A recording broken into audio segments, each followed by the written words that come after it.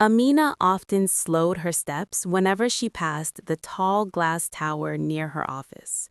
The lights on the top floor stayed on late into the night. Someone powerful must work there, she thought. Someone rich. Someone whose life looked nothing like hers.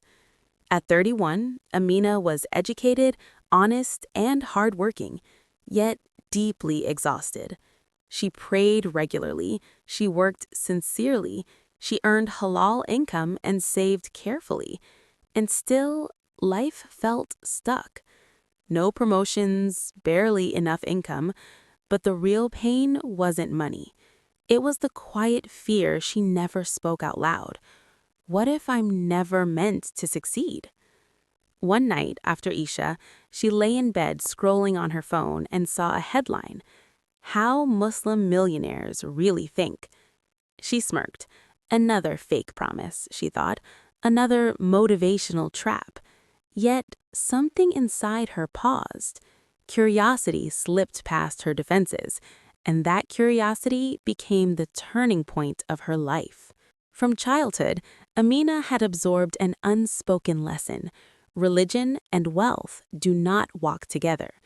People who are truly close to faith live simple, almost limited lives. People with money live stressed, distracted, far from Allah. Without realizing it, her mind created a rule. If I grow too much, I might lose who I really am. That belief quietly shaped everything. She worked, but without boldness. She planned, but never big. She prayed, but felt guilty asking for more. Psychologically, she felt safe. Spiritually, she was sincere. But mentally, she was divided. And divided people rarely rise. Her breaking point came unexpectedly. Her younger cousin announced she was starting a business, not nervously, not apologetically, but with calm confidence and clarity. There was no fear in her voice, no guilt in her eyes. That night, Amina cried, not out of jealousy, but realization. She finally understood something painful. She had been shrinking herself and calling it humility. Terrified yet determined, she booked a session with an Islamic finance mentor. The mentor didn't ask how much she earned. Instead, he asked, "How much growth do you allow yourself to receive?" The question hit her chest. Amina admitted her fear, that wanting more might mean ingratitude to Allah. The mentor listened quietly, then said something that changed her perspective forever. Muslim achievers don't chase money. They follow the systems Allah already placed in the world. Then he shared 3 principles. Allah speaks repeatedly about trade, effort, and multiplication. Risk exists, but effort is commanded.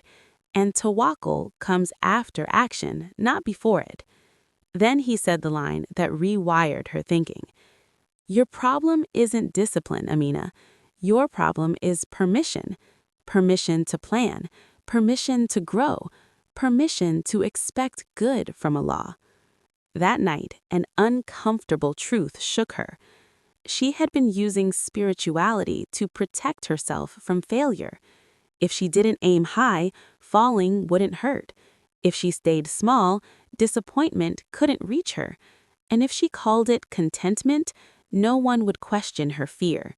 That was the real issue. It was never about money. It was about identity. Deep down, she didn't believe she deserved more from Allah. She began studying the Qur'an differently, looking for patterns. She noticed how effort always preceded increase, how movement came before provision. She studied the lives of the companions. They traded, they traveled, they planned, and still they were deeply connected to Allah. Success was never accidental. It was intentional, guided by faith, strategy, and sincerity. Amina changed one question in her mind. Before, she asked, "What if I fail?" Now she asked, "What if Allah is preparing me?" That single shift changed how she worked, prayed, and lived. Amina didn't become wealthy overnight, but her life became clear. She managed her finances honestly, she set goals without shrinking herself. She worked with excellence, treating effort as worship. Most importantly, she stopped seeing wealth as a threat to faith and started seeing it as a responsibility from Allah. Months later, she noticed something strange. She felt calmer, more focused, less jealous. Discipline arrived naturally. Her income began to grow slowly. Opportunities appeared without force.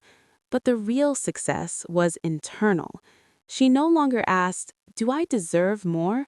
She asked, "If I receive more, how can I serve better?" That's what true Muslim achievers understand. Islam does not glorify poverty, it glorifies intention.